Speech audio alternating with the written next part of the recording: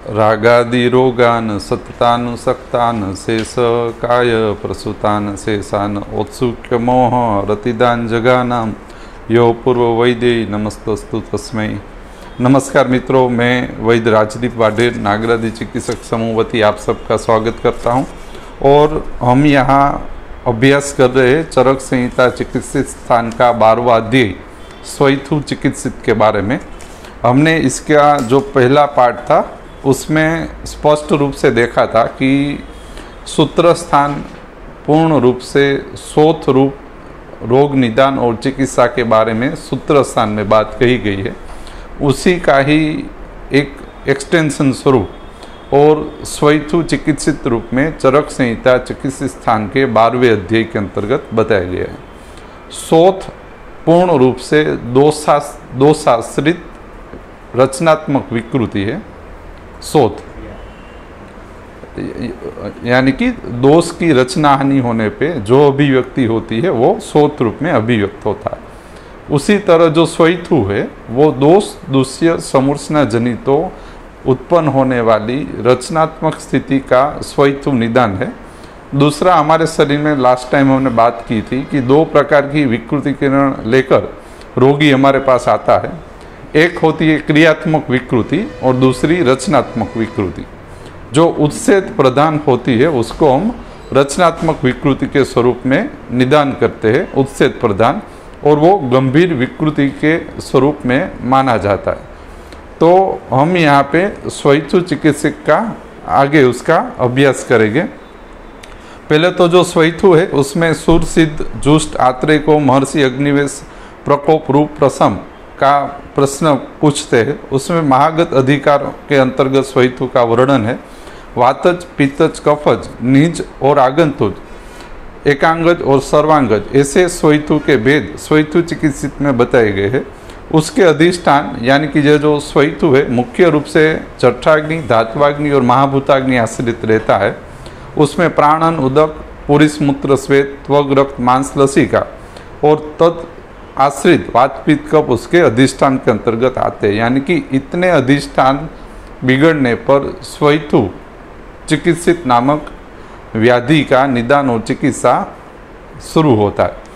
अभी मान लो यदि आपको अधिष्ठान स्पष्ट हो, जो हमने हर बार हम कहते हैं, यदि आपको अधिष्ठान स्पष्ट हो कि आपकी विकृतिकरण प्रक्रिया कितने अधिष्ठानों में आश्रित रह के रही हुई हो तो आपकी चिकित्सा का मार्ग सरल हो जाता है। तो यह अभ्यास का मुख्य कारण आपकी नैदानिक स्थिति और चिकित्सा स्थिति को ज़्यादा स्पष्ट करने हेतु है।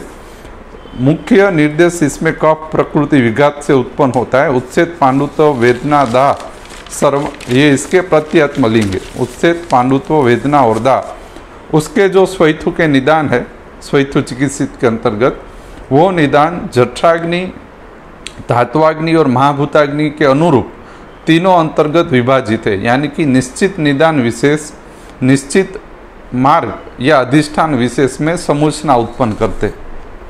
मान लो जठराग्निगत निदान विशेष जठराग्नि आश्रित स्वैथु का समुत्थान उत्पन्न करते और शाखा और मर्मास्थि संधि या धात्वाग्नि और महाभूताग्नि आश्रित निदान विशेष शाखा या मर्मास्थि संधि मार्ग में स्वैथु का उत्पन्न करते। बराबर। मान लो इसमें लिखा है कि क्रूस अभक अबल दही आम शाक विरोधियन दुष्टान्न सेवन, यह स्वैथु का निदान इसमें बताया गया है। यदि आपके पास आने वाला रोगी पुरुष दही आम शाक विरोधियन दुष्टान्न क्रूस अभक अबल रूप निदान से उत्पन्न हुआ हो तो यह स्वैथु की समुत्थान और समूर्छना मुख्य रूप से कोष्ठाश्रित स्वैथु के स्वरूप में विद्यमान रहेगी। उसी तरह शाखा मर्मास्थि संधिगत निदान भी बताए गए हैं कि मिथ्याचर्या विषम प्रसूति अर्श प्रतिकर्म अचेष्टा आदि निदानों से शाखा मर्मास्थि संधि अधिष्ठानों में स्वैथु का समूर्छन या समुत्थान उत्पन्न होता है। तो निदानों की स्पष्टता आपकी समूर्छना कोष्ठ आश्रित है या शाखा मर्मास्थि संधि आश्रित है इसको ज़्यादा स्पष्ट कर देते। दूसरा, संप्राप्ति का जो अध्ययन है कि भाई हेतु विशेषात बाह्य शिरा प्राप्त कफाश्रुक पित्तानि संदूषित वायु तम बद्ध मार्ग स तदा विसर्पेण स उत्सेत लिंग स्वैथु करोति। तो इससे क्या हमें फायदा होगा संप्राप्ति अध्ययन से? यदि हम किसी की संप्राप्ति का अध्ययन करें तो उससे क्या फायदा होगा? देखो इसमें क्या लिखा है, कफ आश्रुक पित्तानि, दूसरा संदूषित वायु तम बद्ध मार्ग स तदा, यानी कि इसके समूर्छना के अंतर्गत कफ अश्रुक पित्त बद्ध मार्ग वाला वायु और यह विसर्पण करके त्वग रक्त मांस लसिका में समुचित होकर स्वैथु उत्पन्न करता है। यानी कि आपकी समूर्छना का 3 इसके अंदर केंद्र है, कफ आश्रुक पित्त विदुष्ट बद्ध मार्ग वाला आवृतवात और त्वग रक्त मांस और लसिका। तो इससे क्या होता है, आपका जो स्वैथु है उसके लिंग समुदाय इस 3 के आश्रित रहेगी, एक कफ आश्रुक पित्तानि, एक बद्ध मार्ग वाला वायु और त्वग रक्त मांस और लसिका। तो क्या होगा, जो लिंग समुदाय है इसको आपको इसके साथ संकलित करके आपके स्वैथु में जो लिंग समुदाय जिसके मान लो बद्ध मार्ग वाले वायु का ही विशेष स्वैथु में लिंग है, कफ आश्रुक पित्तानि से ज़्यादा बद्ध मार्ग वाले वायु का सविशेष अभिव्यक्त लिंग है, तो आपकी चिकित्सा में मुख्य रूप से आपको बद्ध मार्ग वाले वायु को ही केंद्र में रख के स्वैथु की चिकित्सा शुरू करनी चाहिए। मान लो कफ आश्रुक पित्तानि ज़्यादा के स्वरूप में उसके अभिव्यक्त लिंग है, तब आपको आपका जो चिकित्सा क्रम है उसमें कफ आश्रुक पित्तानि की स्थिति को विचार करके ज़्यादा अच्छी तरह से आगे जाना चाहिए बद्ध मार्ग वाले वायु की जगह। वो इसके जो चिकित्सा शुरू होगी उसमें संप्राप्ति को उसी तरह से देखा गया है, बराबर। और स्वैथु के पूर्व रूप को हमने विभाजित कर दिया था कि उष्मा, दौथु और शिराणाम आयाम 3 पूर्व रूप बताए हैं। उष्मा पूर्ण रूप से कोष्ठाश्रित पूर्व रूप है। दौथु है जिसके अंदर सड़गवा जेवी वेदना थाय, कोलसाथी के कोई पण दाह करनार ऑब्जेक्ट थी सळगावता होय एवुं थाय ने दौथु कहेवाय। दौथुओमां शाखाओनो इन्वोल्वमेंट होय।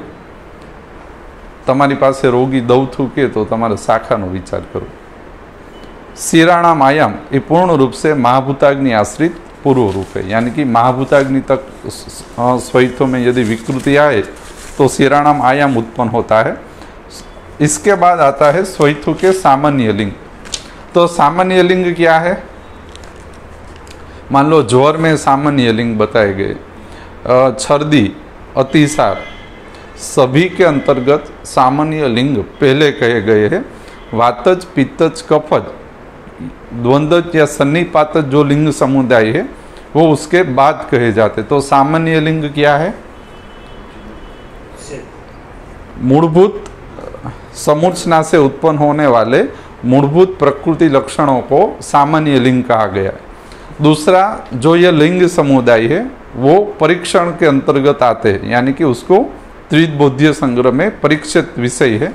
यानी इसका विषय यह होता है कि जो सामान्य लिंग है वो मूलभूत परीक्षा लक्षी लिंग समुदाय के रूप में उसको जाना जाता है। यानी कि वातज, पित्तज, कफज, स्वैथु के जो लिंग समुदाय दिए जाएंगे उस लिंग समुदाय का मुख्य आधार होगा सामान्य लिंग। आप समझे? मान लो वातिक ज्वर, पैतिक ज्वर, कफज ज्वर, जो भी ज्वर कहे जाएंगे उसका केंद्र या तो फिर वो लिंग समुदाय जिसके आधार पे कहे गए हैं वो है सामान्य प्रकृति लक्षण या सामान्य व्याधि प्रकृति लिंग। जैसे कि स्वैथु के सामान्य लिंग है गौरवत्व, उष्मा, उत्सेद, अनवस्थित्व, अंग विवरणता, लोमहर्ष और शिरा तनुत्व। यानी कि कोई भी स्वैथु के अंतर्गत यह कॉमन मिनिमम परीक्षण लिंग समुदाय है। आपको वातज, पित्तज, कफज, स्वैथु का जब आप निदान करें तब आपको इतने लिंग समुदाय की प्रकृति का ही आपको अवश्य में अभ्यास करना चाहिए। यानी कि कोई भी स्वैथु में गौरवत्व का अभ्यास, उष्मा का अभ्यास कि उष्मा की स्थिति कैसी है, उत्सेद का अभ्यास, अनवस्थित तत्व का अभ्यास, अंग विवरणता का अभ्यास, लोमर्स और शिरा तनुत्व का अभ्यास करें। और इस अभ्यास को या परीक्षा को दोष अनुसार विभाजन कर दे। आप समझे? मान लो ज्वर की सामान्य प्रकृति स्वेदावरोध, संताप और सर्वांग्रह, ये 3 मुख्य लिंग समुदाय है। तो इसको वातज, पित्तज और कफज या द्वंद्वज और सन्निपातित ज्वर में यह स्वेदावरोध, संताप और सर्वांग्रह की अभिव्यक्ति किस तरह से होती है दोष अनुसार ज्वर में, उसका अभ्यास आपको दोषगत लक्षण समुदाय में बताया जाएगा। तो सामान्य प्रकृति लक्षण, गौरवत्व का अभ्यास, उष्मा का अभ्यास, उत्सेद किस प्रकार का है उसका अभ्यास, अनवस्थित तत्व यानी कि जो उसका समन, एक तो अनियमित आकृति वो हम बोले थे, दूसरा किस तरह से उसका उत्सेद होता है और समन होता है ऋतु अनुसार, काल रात्रि अनुसार किस तरह से उसका उत्सेद और समन होता है, उसको अनवस्थित तत्व कहते।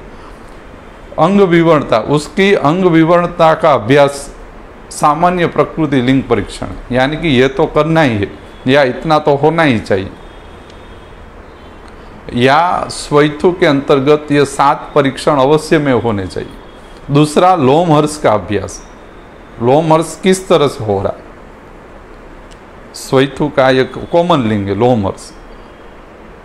दूसरा सिराओं में तनुत्व का अभ्यास। तो यह कॉमन मिनिमम प्रकृति परीक्षण लिंग स्वैथु के बताए गए हैं। दूसरा मूलभूत समूर्छना इसके ही आश्रित रहती है। जब तक यह लिंग समुदाय का समूर्छन भेद ना हो, दोष दूसरे समूर्छना भेद जब तक नहीं होती, तब तक ये लिंग समुदाय जाने वाले नहीं है। दोष दूसरे समूर्छना जनितो व्याधि में जब ये भेद होगा उपक्रम चिकित्सा क्रम से, तभी यह लिंग समुदाय पूर्ण रूप से सापेक्षता को प्राप्त करेगी। तो आप समझे, वातिक स्वैथु कहेंगे तो उसमें उष्मा परीक्षा होगी, उत्सेद की परीक्षा होगी, अनवस्थित तत्व की परीक्षा होगी, लोमहर्ष की परीक्षा होगी। वातिक पैतिक स्वैथु में भी उसी तरह से होगा। 7 જોવાના અને એની સામાન્ય એની પરીક્ષા કેવી હોય તો વાતિક દોષ આવી પ્રકારનું સામાન્ય લક્ષણ ઉત્પન્ન કરે, એને કહેવાય વાતિક સ્વૈથુ। પિત્તત સ્વૈથુ હોય તો સામાન્ય લિંગ આ રીતના ઉત્પન્ન કરશે। तो समझा? अब बाकी आपको यह संशय होगा कि हम सामान्य प्रकृति लक्षण देखें कब? हर एक व्याधि में प्रथम सामान्य प्रकृति लक्षण बताए गए। तो आपको दोष अनुसार परीक्षा करें या सामान्य प्रकृति लक्षण देखें, उसका आपको एकमात्र यही उत्तर है कि ये जो सामान्य प्रकृति लक्षण है ये इस समूर्छन का मूलभूत परीक्षी विषय है। यदि वातिक स्वैथु उत्पन्न होता है तो यह सामान्य प्रकृति परीक्षण स्वैथु का, उसमें वात दोष की अभिव्यक्ति किस तरह से होगी तो वो आएगा वातिक स्वैथु निदान। यह सामान्य प्रकृति परीक्षण में पित्तत स्वैथु किस तरह से अभिव्यक्त होगा तो आएगा पित्तत स्वैथु निदान, और तद अनुसार आपकी निदान चिकित्सा सरलता से होगी। तो यह सभी अध्याय में सामान्य प्रकृति लक्षण तो आने ही वाले हैं, क्योंकि यह सामान्य परीक्षण है। स्वैथु के दोष भेद लिंग परीक्षा। वातज स्वैथु, वातज स्वैथु की परीक्षा में बताया गया है चलत्व। ये मैंने अपने हिसाब से लिखा है कि वातिक स्थानों में वेदना का होना। वातिक स्वैथु में यदि वातिक स्थानों में वेदना उत्पन्न होती है, वात स्थान कौन कौन से है? पक्वाशय, कटी, शक्ति, श्रोत्र, अस्थि, स्पर्शनेन्द्रिय, तत्रपि पक्वाधान विशेषो वात स्थानानि, यानी कि दोष भेदीय वाले स्थान। तो आप देखोगे कि यदि वातिक समूर्छना है कोई भी और उसमें कोष्ठ इन्वॉल्व है तो उसके वात स्थान, पित्त स्थान या कफ स्थानों में अवश्य में आपको वेदना देखने को मिलेगी। आपको मिलती है ऐसी वेदना परीक्षण के अंदर। मान लो कफत ज्वर है या कफत सर्दी है तो कफ स्थानों में विशेष वेदना का स्वरूप आपको देखने को मिलेगा। उसका 110% इन्वॉल्वमेंट रहता है। तो यहाँ पे हमने क्या किया है कि जो वातस्वैथु के दो लिंग है, चलत्व और वात स्थानों में वेदना, ये मुख्य रूप से कोष्ठ का इन्वॉल्वमेंट बताती है कि मुख्य रूप से इसमें आपको कोष्ठ का अनुवर्तन बिगड़ा है और कोष्ठ अनुवर्तन को सापेक्ष में आपको लाना चाहिए, या कोष्ठाश्रित वातस्वैथु। क्योंकि ये जो चलत्व लिंग है ये क्या है, मूलभूत प्रकृति है वात की, और मूलभूत वात की प्रकृति और वात स्थानों का पोषण का मुख्य केंद्र जठराग्नि और कोष्ठ है। तो चलत्व और वात स्थानों में होने वाली वेदना जब तक जठराग्नि और कोष्ठ निरपेक्ष ना हो तब तक ये बिगड़ते नहीं। प्रदीप समझाणु प्रदीप।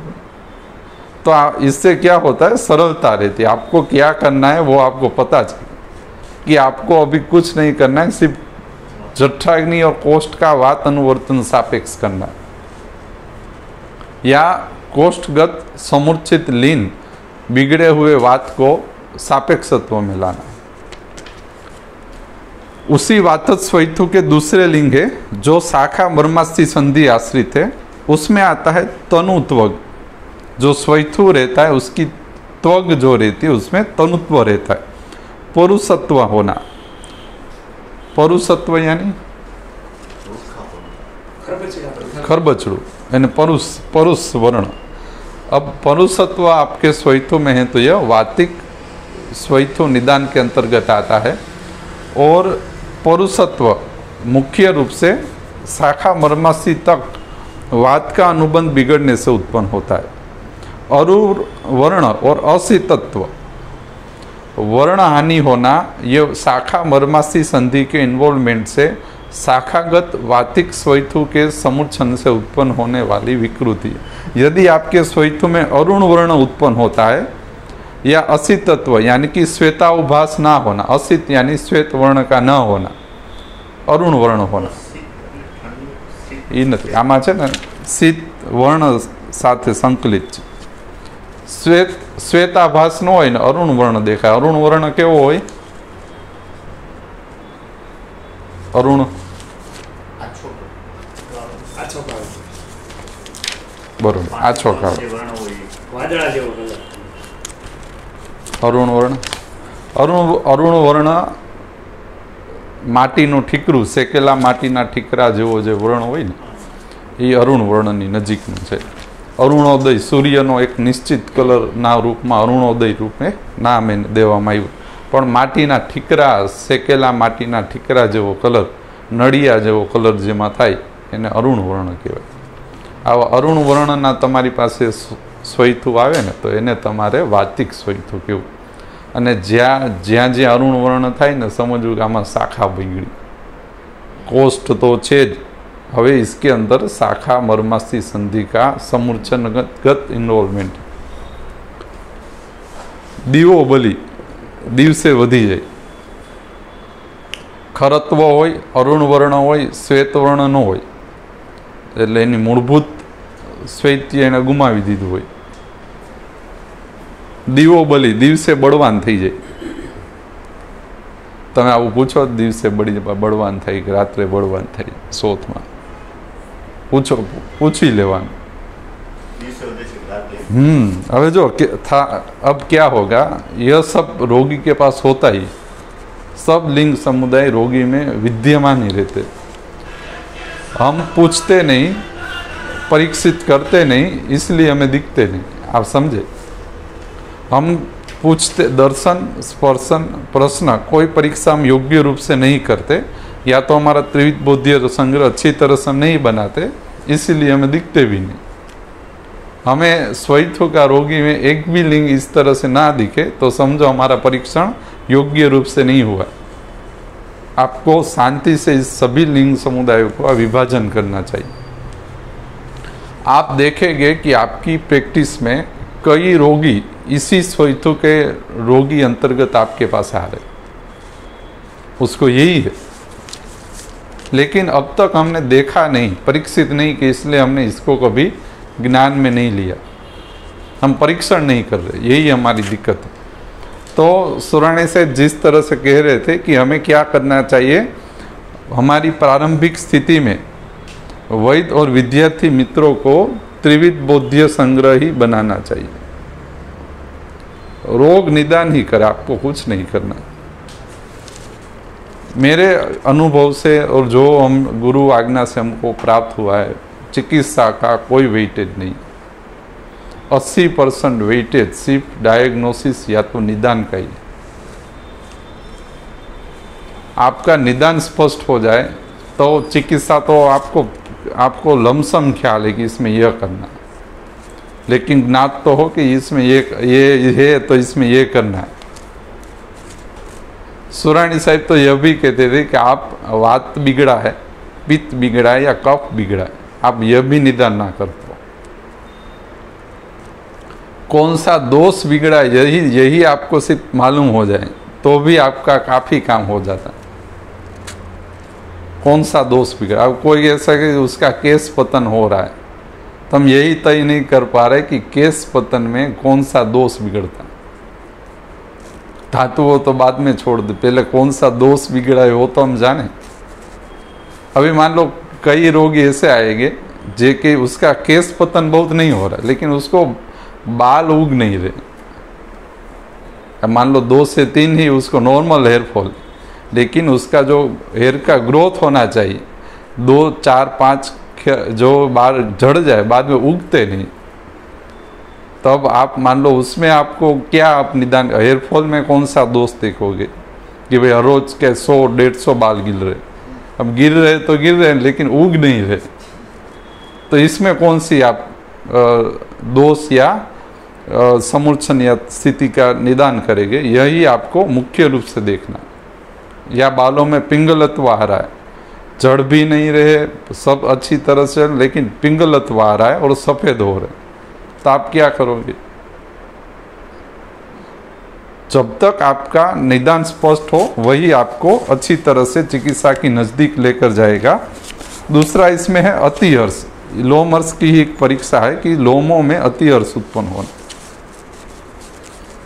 आपके रोगी जो आपके पास आ रहा है उसमें यदि अतिहर्ष हो रहा है तो आपको वातिक स्थिति का विचार करना चाहिए। और ये इसका एकला स्वैथों का नहीं है कि आपके पास रोगी आए और उसको अतिहर्ष हो रहा हो तो आपको इसी का ही विचार करना, वात का। और यह शाखा और मर्माशी संधिगत इन्वॉल्वमेंट में उत्पन्न होता है। दूसरा है प्रसुप्ति। प्रसुप्ति यानी स्पर्श महसूस ना, उसको प्रसुप्ति कहते हैं। स्पर्श ज्ञान नो अभाव। तो स्पर्श ज्ञान नो अभाव था એટલે સમજવું કે કોષ્ઠ હારો કર્યા પછી શાખા હરખી કરવી જ પડશે। અને આમાં મહાભૂતાગ્નિ એટલે પુરુષમૂત્ર સ્વેદનું ઇન્વોલ્વમેન્ટ હોય સ્વૈથોમાં, એ બગડી જાય પુરુષમૂત્ર સ્વેદ વિસર્જન પ્રણાલી। તો સ્પર્શ બગડે તો સમજવું કે આમાં શાખા લગીને જવાનું। बीजू स्पर्श विज्ञान के ना अधीन है। देखो कहाँ तक सोचना चाहिए मैं आपको कि स्पर्श किसके अधीन है? स्पर्शनेन्द्रिय है ना, स्पर्शनेन्द्रिय। तो महाभूताग्नि आश्रित है ना, उसमें भी वायु महाभूताग्नि। तो इसमें स्पष्ट लिखा है कि जब शिराश्रित, ये इसको वायु दोष की वातिक स्वैथु का इंद्रिय आश्रित प्रेजेंटेशन समझना चाहिए। ये आपको कहाँ पे देखने को मिलेगा? मान लियो डायबिटीज में से होता है ना, उसको क्या कहते हैं? न्यूरोपैथी। तो ये जो न्यूरोपैथी की नज़दीक का है यह स्थिति, ये इंद्रिय आश्रित रहता है। स्पर्श विज्ञान वायु इंद्रिय यानी वायु आश्रित इंद्रिय है। और यह इसमें महाभूताग्नि और सिर का आपको विचार करना चाहिए। सिर का क्यों विचार करना चाहिए? प्राणः प्राणभूतानाम यत्र सीता सर्व इंद्रिय च, यानी कि इंद्रिया का सर्व पहला अधिष्ठान सिर। पहले सिर अच्छा करे, बाद में इंद्रियों के अंतर्गत विचार करे।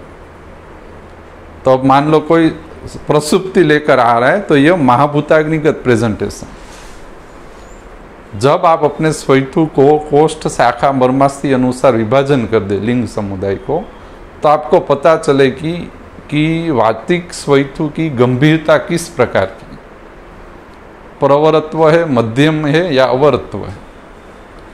तो तब आपको अपनी चिकित्सा में किस तरह से योजनाओं में फेरफार करना होगा उसका ज्ञान होगा। क्योंकि जब चिकित्सा शुरू होगी तो उसमें कई बार शिरोविरेचन का ही उपयोग होगा, तो उसमें बताया नहीं कि इसमें ये देना है, इसमें ये देकर आपको चिकित्सा चालू करनी है। शिरोविरेचन द्रव्य संग्रह देकर स्वैथु चिकित्सा शुरू करें। तो कि यह जब महाभूताग्नि और इंद्रियों का इन्वॉल्वमेंट शुरू होता है तब आपको उसका विचार करना चाहिए। दूसरा क्या है, प्रसाम्यति प्रोन्मति प्रपीडियत, यानी जो अनवस्थित्व सामान्य प्रकृति परीक्षण है उसका यह लिंग है। प्रसाम्यति प्रोन्मति प्रपीडियत, यानी कि दबाने से दब जाता है और छोड़ने से वापिस आ जाए तो उसको वातिक स्वैथु कहते। बरोबर, ऐसा कोई आपको उदाहरण याद हो? ऐसा किस में होता है? पिटिंग इडी में तो इसमें नहीं, उसको तो कफच कहते। अभिघात स्वैथु इस तरह से होता है। और दूसरा, मान लो कोई आप वायु से भरा हुआ गुब्बारा या बलून हो, उसमें जो आप अंदर दबाओ और छोड़ दो तो जिस तरह से होगा उसी तरह से वातिक स्वैथु में होने वाला। अब आता है पित्त स्वैथु का जठराग्नि आश्रित लिंग। मृदुत्व, ज्वर, तृषा, उष्ण स्पर्श, भ्रूसमदाह અને પિત્ત સ્થાનગત વેદનાઓની ઉત્પન્નતા હોય।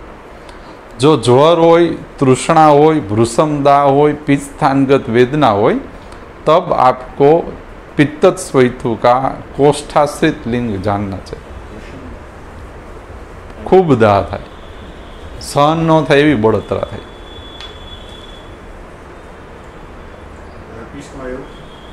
હર્પીસમાં થાય એમ જ, પેશન્ટ સહન જ ન થાય, હર્પીસમાં થાય આ રીતે। बराबर, हर्पीस का आपने अपनी तरह से किया है सारवार, इस तरह हमारी निदान पद्धति में से 10-12 दिन में हर्पीस ठीक हो जाता है। अपनी तरह से यदि आप जाओ 10 से 12 दिन।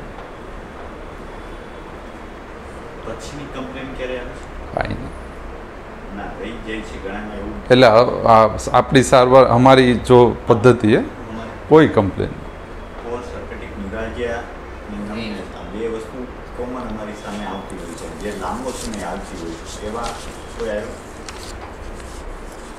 अब हमने क्या, अभी हर्पीस का हमारे पास 4 से 5 रोगी, अभी फिलहाल की बात करो लास्ट 6 मंथ की, तो 4-5 रोगी हर्पीस के हमारे ये इसी तरह से नैदानिक स्थितियों का विचार करके तो पूरा अच्छा हो जाता है, इसमें आराम से अच्छा हो जाता है। 8 के 10 માંથી 7-8 જણા આ જ રીતે આઈધર એલોપેથી પણ જો કે ઓકે તો થઈ જશે। 2 કે 3% એવા કેસીસ છે जिसमें ठीक नहीं हो रहा। हाँ, ना आ મટી જાય પણ એનું પેઇન, એનું બર્નિંગ અને એની નમનેસ એમાં 3 માંથી 1 રહી જાય, એ બહુ લાંબો છે। तो उसमें क्या करना है, हमें प्रकृति स्थापन उसमें करवा देना। प्रकृति स्थापन करवाने से ये सब निकल जाएगा। ना ना, अभी तो आप सिर्फ दोष का ही विचार करें। प्रकृति स्थापन हमेशा यानी उसमें आपको जो स्पष्ट हो रहा है निदान, उस तरह से आपको जाना चाहिए। लेकिन वात पित्त कफ अनुसार आप प्रकृति स्थापन करवा, यानी कोष्ठ का प्रकृति स्थापन करवाने पे ठीक हो जाता है। तो मृदुत्व, ज्वर, तृषा, उष्ण स्पर्श, भ्रूसमदाह और पित्त स्थान में वेदना, इतनी यदि लिंग है तो यह कोष्ठगत स्थिति है। अब अभी आप देखो तो वेदना है, तो वेदना भी कोष्ठगत है। यानी सुरानी साहिब कहता है कि भी समान और कौन सा वायु बिगड़ने पे वेदना होती है? अपान में समान, समान और अपान, दोनों साथ में मिलकर बिगड़े तब वेदना की अभिव्यक्ति बढ़ जाती। तो आप समान अपान को अपने स्थान में लेने पे वेदना शांत हो जाती। लेकिन इसमें लंघन, दीपन, पाचन, अनुलोमन तक की स्थिति आपको सिद्ध योग्य करनी होगी। और अनिद्रा में क्या बिगड़ जाता है? समान और व्यान। समान और व्यान एक साथ में बिगड़ जाए तो अनिद्रा उत्पन्न होती।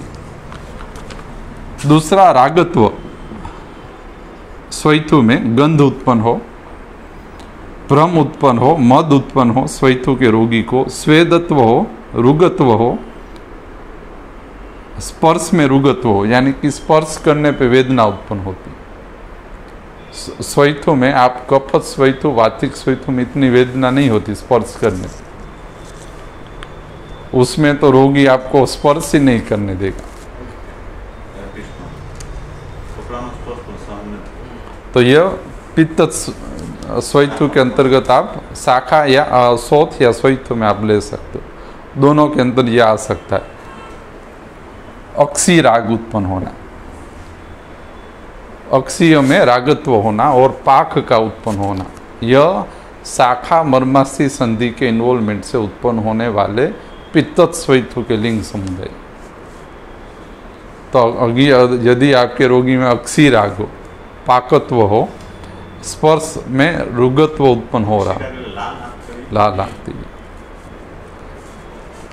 एवं तो तमे पेशन जोएलामां मूकी ज देवानो। शाखा एनी शाखा अने आ महाभूताग्नि स्थान यहाँ लगीन पित्तनी दृष्टि समजवानी। तो ये केमां थाय? ड्रिंक करता होय ने एने सरस बगड़ी जाय, बरोबर। पछी कफत स्वैथु, गुरुत्व, स्थिरत्व, अरोचक, वमी, प्रसेक और वहनी माध्य, इतने लिंग समुदाय कफत स्वैथु के कोष्ठगत व्याख्या, कोष्ठ की व्याख्यायित आपको कर देगी। गुरुत्व, स्थिरत्व, अरोचक, वमी, प्रसेक और यदि इतना ही लेकर आ रहा है रोगी, तब आपको सिर्फ कोष्ठ को ही सापेक्ष अनुवर्तन में लाना। लेकिन यह समुच्छन स्थिति होगी, लेकिन कोष्ठगत स्वैथु को आपको निदान के रूप में जानना चाहिए।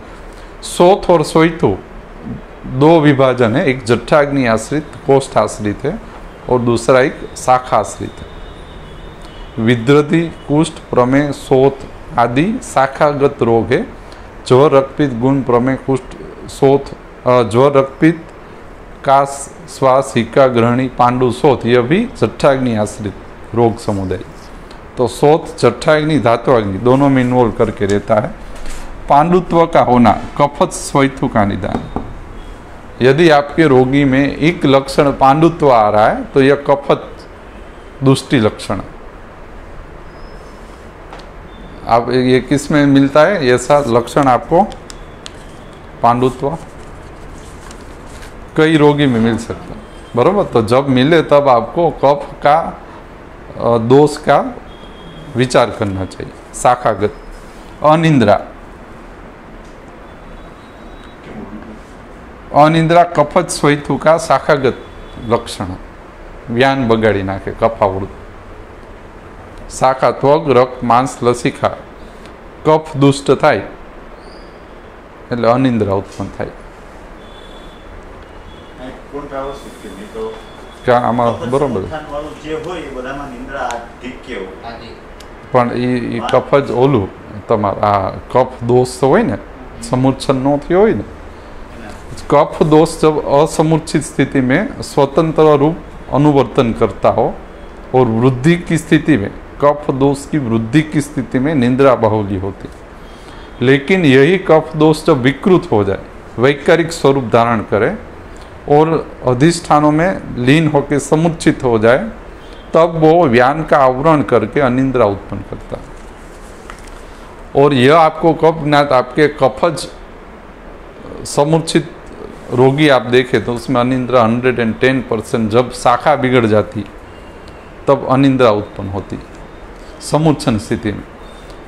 कोष्ठ समूर्छन स्थिति में बिगड़ जाए तब आहार बिगड़ जाता है। शाखा समूर्छन स्थिति में बिगड़े तब निंद्रा बिगड़ जाती है।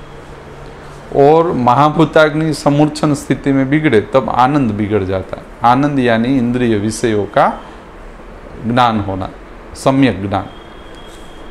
आप समझे, 3 प्रकार का ही विभाजन है, आहार, निद्रा और आनंद। यदि आपका रोगी निद्रा दुष्टि की फरियाद कर रहा हो तब आपको शाखागत दुष्टि समझनी चाहिए। और आपको कई कफज समूर्छन ऐसे मिलेंगे कि उसमें अनिंद्रा है, यानी मान लो कफज प्रमेय और उसको अनिंद्रा है, तो ऐसे कई कफज स्थिति होगी, क्योंकि शाखागत समूर्छन होने पे अनिंद्रा उत्पन्न होती है, क्योंकि यह उपष्टम स्वरूप है और बिगड़ जाता है। कुछ जन्म प्रसवों नहीं पीड़ित हो, यानी कि दबाने पे उससे फिर उसकी मूल स्थिति में आने में समय लगता है। और रात्रो बली, रात्रे बड़वान थी जाए, रात्रे वधी जाए, दिवसे अवतर्पण स्थिति में घटी जाए। बराबर। देखो, अभी हम स्वैथु का ये जो निदान है किस तरह से हमें करना चाहिए, लेकिन ये अभ्यास से हमें ज्ञात होगा। मान लो आप त्रिविध बोध्य संग्रह बनाते रहे और रोगी का परीक्षण अच्छी तरह से और भेद अनुसार परीक्षण करने के लिए आप सतत प्रयत्नशील रहे, तो 2, 3, 4, 5 साल में आप इसको अच्छी तरह से ज्ञात कर पाओगे। तो यह मुख्य रूप से अभ्यास का विषय है। क्या लिखा है संहिता में? अभ्यासात प्राप्त दृष्टि, यानी कि आपको यदि यह दृष्टि प्राप्त करनी हो तो आप अभ्यास मात्र से ही प्राप्त कर पाओगे। तो इसकी लाइन ऑफ ट्रीटमेंट शुरू होती है। फर्स्ट लाइन ऑफ ट्रीटमेंट इसमें बताया गया है, मात्र और मात्र लंघन दे और पाचन करवा। अभी आप मान लो हमारे सभी लेक्चर देखे तो उसमें फर्स्ट लाइन ऑफ ट्रीटमेंट तो सिर्फ यही है, लंघन। और अतिसार, छर्दी, ज्वर, कोई इसमें हरडे का प्रयोग नहीं है ज्वर में, बाकी अतिसार, छर्दी, यह स्वैथु आ गया, सभी में प्रारंभिक स्थिति में हरडे से ही चिकित्सा शुरू की। गोयल साहब, सुराणी साहब, प्रजाराम भाई, जो गढ़ड़ा संप्रदाय की जो स्थिति शुरू की थी हरडे की, तो चिकित्सा स्थान आप पूरा पढ़ लीजिए। First line of treatment is only लंघन, कुछ नहीं करवाना। तो लंघन, पाचन, और उसमें भी आप हरडे को अलग अलग स्थिति में देकर जाने दीजिए, दोष अनुसार, व्याधि अनुसार। फर्स्ट कोष्ठ पूर्ण रूप से सापेक्ष करने की बात। लंघन करवाने से क्या प्राप्त होगा? आमाशय, कोष्ठ और रस शुद्ध हो जाएगा, दोषों का समुत्थत्व टूट जाएगा और कोष्ठ शुद्धि का लक्षण हमें प्राप्त होगा। साम, निराम, लंघन, कोष्ठ शुद्धि, रस शुद्धि, इतनी स्थिति पहले उपार्जित करें। कई बार क्या आता है हमारे पास स्वैथु का, यदि मान लो कोई रोगी आ गया तो हमने क्या फर्स्ट हमारा कोई पुनर्नवा का योग हम चालू कर देते पहले ही दिन से, कि भाई पुनर्नवादी क्वात चालू कर दो। दूसरा एक क्वात याद अगर आ गया याद तो कि भाई ये 10 मूल क्वात चालू कर दो सोत के अंदर, अच्छा लगेगा, अच्छा लगने वाला है उसको आप जब दोगे तो ठीक नहीं होगा, समूर्छन टूटने वाला नहीं है, वो साध्यता को प्राप्त नहीं करेगा। और हमारा जो आयुर्वेद का जो सांप्रत चल रहा है वो रोगी को ठीक लगता है कि भाई चलो अब अच्छा लग रहा है हमें, लेकिन हमारी जो यह प्रयत्न है वो दोष दूसरे समूर्छना को तोड़ के व्याधि को साध्यता के रूप में परिवर्तित करने के हेतु हम यह स्थिति चला रहे। तो उसमें क्या करें? लंघन पाचन करवाए। प्रथम उपक्रम है, उपक्रमित यानी कि बाकी के जो चिकित्सा कही जाएगी उसके बाद चलाना। पहले तो लंघन और पाचन ही करवाए। तो लंघन से क्या होगा? वात मूत्र पुरीषाणाम विसर्गे गात्र लाघवे, हृदय उद्गार कंठ आस्य शुद्धि तंद्रा क्लमे गते स्वेदे जातो रुचो चेक्षुत पिपासा क्षोदय कृतम लंघनम आदिश्य निर्व्यक्त च अंतरात्मा। तो कोष्ठ शाखा मर्मास्थि संधि तक जो जठराग्निगत अनुवर्तन उसी को पहले अच्छी तरह से ले आए, क्योंकि इससे क्या होगा, संप्राप्ति में एक बात है कि कफासुरुक पित्तानी संदूषित बाह्य शिरा प्राप्त कफासुरुक पित्तानी संदूषित वायु। तो ये जो कफासुरुक पित्त पहुंच रहे हैं वहाँ पे सोइथु बनाने हेतु, वो सब यहाँ पे बंद हो जाएगा। तो उससे क्या होगा, पूरा उसका डिलीवरी चैनल या तो समुत्थान कट जाएगा। तो 50 to 80% तो ये ठीक ही कर देगा। तो हमारे सुरानी साहिब ने तो आगे कुछ सिखाने की ज़रूरत नहीं समझी, तो क्या किया, लंघन ही आप लंघन सीखो, बाकी कुछ नहीं करना। और सही बात है, एक ही बात सीखने लायक है, वो है लंघन। बाकी में तो क्या है, भेषज है, उसमें क्या आप सीखोगे, उसमें तो देना ही है, दूसरा तो कुछ करना नहीं, बरोबर। तो लंघन किस तरह से चलवाना चाहिए, यदि आप पढ़ के सीखना चाहो तो प्रजाराम भाई रावड़ की जो बुक है आयुर्वेद का अमृत भाग 2, उसमें समन चिकित्साओं में लंघन किस तरह से करवाते, इतना अच्छी तरह से सरल और डिटेल वर्णन अच्छी तरह से बताया। आप आराम से आपको आइडिया आ जाएगा कि लंघन किस तरह से करवाते, किस तरह से मग का पानी बनाते, कैसा होना चाहिए मग का पानी, उसका डिटेल वर्णन प्रजाराम भाई की आयुर्वेद के अमृत भाग 2 में अच्छी तरह से बता दिया। दूसरा क्या बताया, लंघन पाचन और कालांतरे शोधन रूप लंघन दे। पाचन होने के बाद शोधन रूप लंघन करवाए, तो उसमें क्या करें, जो अन्नपान आप दे तो उसमें ऐसा करें कि विरुक्षण द्वारा यदि संतर्पित हो स्वैथु का निदान और स्नेहाश्रित हो तो विरुक्षण ही करवाए अन्नपान। उसमें क्या आता है, मग मेथी जौ सामो हरिद्रा ये सब विरुक्षण करें। और यदि विरुक्षण या अपतर्पण से उत्पन्न हुआ स्वैथु है तो स्नेहपूर्वक उपचार करवाए। इसमें दूध है, घी है, इसका प्रयोग करना चाहिए, बराबर। इसमें भी प्रथम दूध का ही उपयोग करें, स्नेह तो अभी रहने दीजिए, दूध का ही उपयोग करें। तो यह स्वैथु चिकित्सा यदि आप पढ़ो तो प्रारंभ में गौ दूध का ही उपयोग है, और हमारे सुरानी साहिब भी अच्छी तरह से यूज़ करते। तो आपको ख्याल आएगा कि जो दुग्ध है वो क्या करेगा, स्वैथु की संप्राप्ति में विघटन कर देगा, और पूर्ण रूप से विघटनकारी कल्पना है अन्नपान कल्पना। और कहाँ पे काम करती है दूध, यदि आपको ही दूसरा एक यह है, अन्नपान चतुष्क में जो अन्नपान दिए है वो अन्नपान निश्चित अपने क्षेत्रों पे काम करती है। तो दूध कहाँ काम करता है,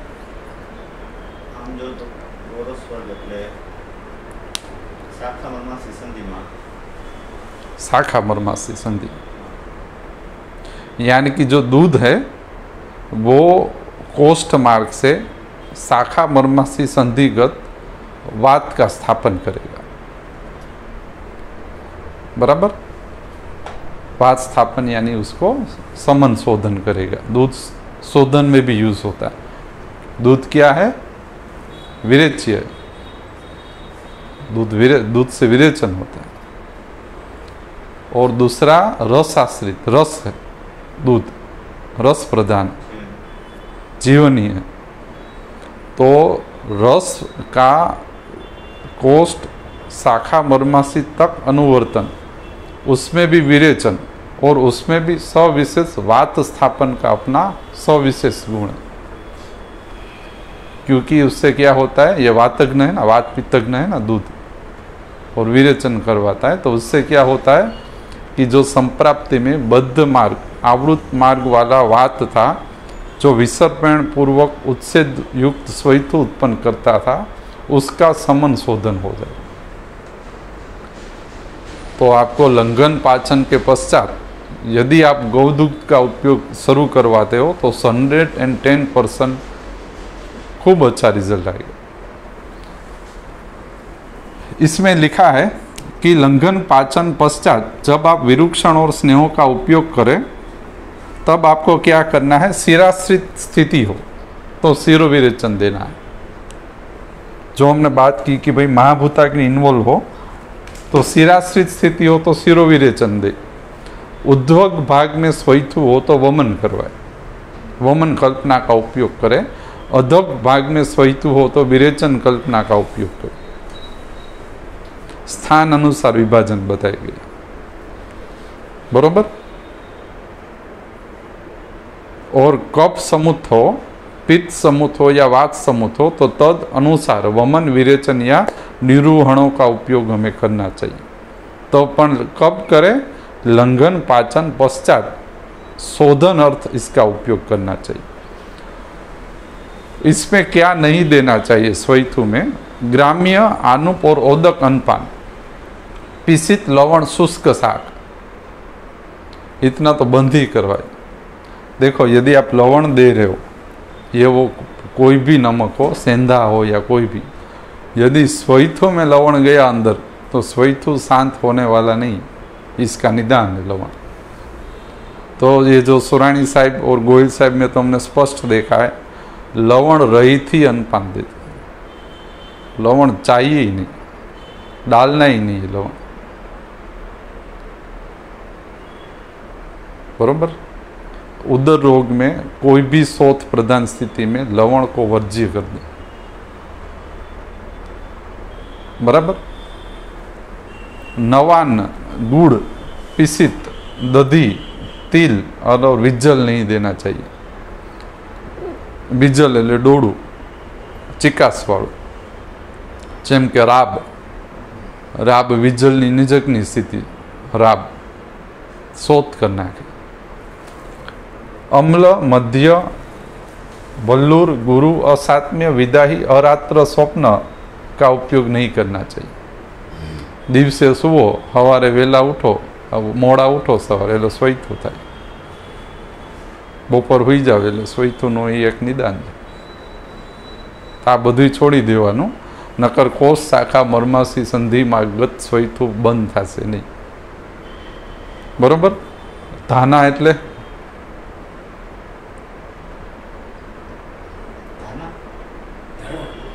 ના ના એ નથી, ધાના ભૂંજેલા કઠોળ હોય ને, ભૂંજેલા કઠોળ, એને ભૂંજેલા કઠોળને આમાં ગુજરાતીમાં એવી ટિપ્પણી લખી, ભૂંજેલા કઠોળને ધાના કીધા, બરોબર। તો શું કરવાનું, ભૂંજવાના નહીં। વલ્લુર એટલે શુષ્ક માંસ હોય ને એને વલ્લુર કહેવાય। ધાના એટલે ભૂંજેલું અનાજ, વિજ્જલ એટલે ડોળું, पिच्छिल। यदि आप लंघन पाचन करवा रहे हो, इसमें आपको विरूक्षण और स्नेह दो प्रकार की कल्पना चलानी है, संतर्पण अवतर्पण। कोष्ठ शाखा मर्मास्थि संधिगत निश्चित आपको वमन विरेचन या शिरो विरेचन देना चाहिए, लेकिन यदि विबद्ध वीट अनिल हो तो निरूहण का उपयोग करें। इसमें निश्चित लिंग समुदाय, विबद्ध वीट और अनिल, ऐसा रोगी आपने देखा है, विबद्ध वीट अनिल वाला, तो निरूहण देना चाहिए। मूर्छा, अरति और दाह हो तो आपको पय का प्रयोग करना चाहिए। मूर्छा, अरति और दाह सोइथु में तो आप पय प्रयोग करें। हाँ, यानी जब अनपान आपको आप दे उसमें पय यानी दूध का उपयोग करें। वातज और पित्तज स्वैथु के मिश्र लिंग हो तब आप घृत का, तिक्त घृतों का उपयोग करें।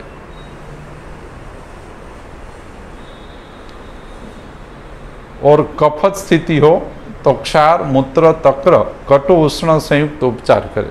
यह क्या बताया है, रस बताया है कि कफज, वात, पित्तज, वातज में यह रस और इस निश्चित कल्पना द्वारा समुत्थान भेद करे। गौमूत्र हरितकी कहाँ काम करेगी, कफत स्वैथु में, बराबर। दुग्ध के साथ गौमूत्र हरितकी दोगे तो वातज स्वैथु में अच्छा काम होगा। और वात पित्तज में घृत, तिक्त घृत के साथ आपको उपयोग करना चाहिए।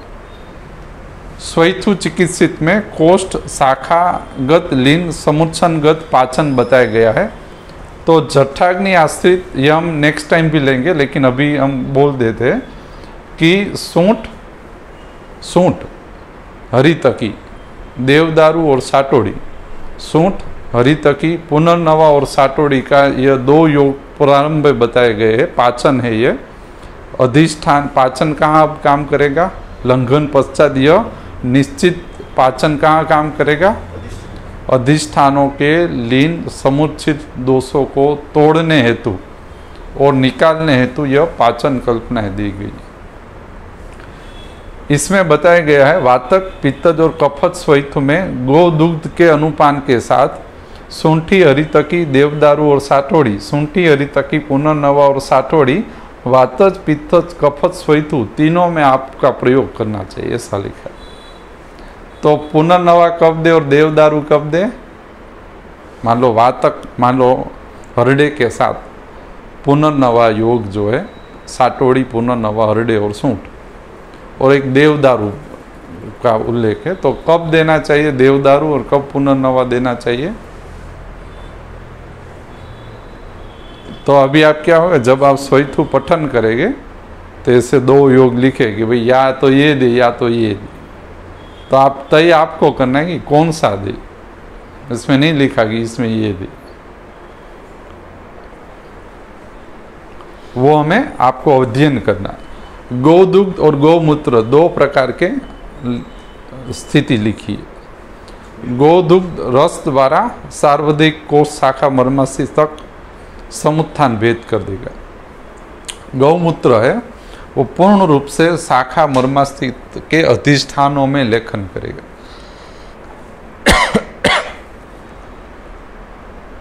गौमूत्र हरितकी कहाँ काम करती है? मांसमेद, यानी कि अधिष्ठानों के अंदर जाके अधिष्ठान पे काम करती है, मांसमेद। और गोदुग्ध है वो जठराग्नि रस और कोष्ठ द्वारा अधिष्ठान पे काम करते हैं। अन्नपान जो है ना, अन्नपान, उसका रास्ता जठराग्नि, अनरस और रस मार्ग से यह काम करती है। और गौमूत्र का मुख्य स्थिति यह है कि उसको मांस मेदाग्नि काम करती है, उस पर ग्रहण वह करेगी, मांस मेदाग्नि गौमूत्र का, बराबर। उसका इतना जो शाखागत इन्वॉल्वमेंट यदि आपको ज्ञात हो रहा है, तो इसके पश्चात सूंठ, हरडे, देवदारू, पुनर्नवा हम अगले बार बात करेंगे। तिवृत को फिर इसमें शिरोविरेचन द्रव्य संग्रह, फिर पुनर्नवा, नागर, मुस्ता के साथ दुग्ध का प्रयोग, वातिश स्वैथ में 3 प्रयोग मुख्य बताए गए हैं। तिवृत द्वारा अनुलोमन करवा दीजिए, शिरोविरेचन द्रव्य संग्रहों का उपयोग करें और पुनर्नवा, नागर, मुस्ता का उपयोग करें। तो हमने कहा था कि भाई यदि प्रसुप्ति हो वातिक स्वैथु में, तब आपको सूंठ, पीपर, पिपरी मूल, अपामार्ग नामक वातिक स्वैथु का यह जो योग बताया गया है, इसका आपको उपयोग करना चाहिए। वरना यदि आप सिर्फ यही देंगे पुनर्नवा, सूंठ, हरडे, साटोड़ी का योग, तो सब ठीक हो जाएगा, लेकिन प्रसुप्ति में योग्य अनुवर्तन मिलेगा नहीं। पित्तज स्वैथु में शाखागत 4 विरेचन बताए हैं। तिवृत का दुग्ध के साथ प्रयोग, तिवृत का मरीच के साथ प्रयोग, तिवृत का मरीच और एरंड मूल के साथ प्रयोग, और तिवृत का गड़ो और सूंठ के साथ प्रयोग। त्वग, रक्त, मांस, लसिका और दोष अनुसार 4 प्रकार के विरेचन बताए। एक ही तिवृत, लेकिन उसके साथ जो द्रव्य संग्रह है उसमें बदलाव द्वारा विरेचन करो। कफत स्वैथु में यह प्रारंभ में 2 योग है जो मेरे अनुसार कोष्ठगत पाचन अच्छी तरह से करते हैं। दूसरा इसमें शाखागत पाचन और शोधन हेतु हरितकी कसाई का गौमूत्र के साथ प्रयोग, जिसे हम गौमूत्र हरितकी कहते हैं। तिवृत का कड़ू के साथ प्रयोग, तिवृत का त्रिकटु के साथ प्रयोग, तिवृत का लोभस्म, तिफलाक्वाथ और गौमूत्र के साथ प्रयोग। कफत स्वैथु के शाखागत 4 पाचन योग बताए गए, पाचन और विरेचन, बराबर। तो यह हम नेक्स्ट टाइम हम आगे स्वैच्छु चिकित्सित में ही इसको ज़्यादा अच्छी तरह से हम लेंगे। लेकिन आपको सरल कह दूँ, सूंठ, हरितकी, पुनर्नवा या देवदारू का जो योग है, ये कोष्ठगत पाचन यानी जठराग्निगत जो शोथ रहता है उसके अधिष्ठानों में लीन समुच्चिन दोषों को पाचन करने हेतु दो योग है, एक देवदारू है, एक पुनर्नवा। पुनर्नवा लंघन, पाचन, वात सामक और अनुलोमक है। देवदारू उसी तरह से काम करती है लेकिन त्रिदोष पे कार्य करती है। बराबर, वो संप्राप्ति के अध्ययन अनुसार आपको योजना चाहिए। थिंक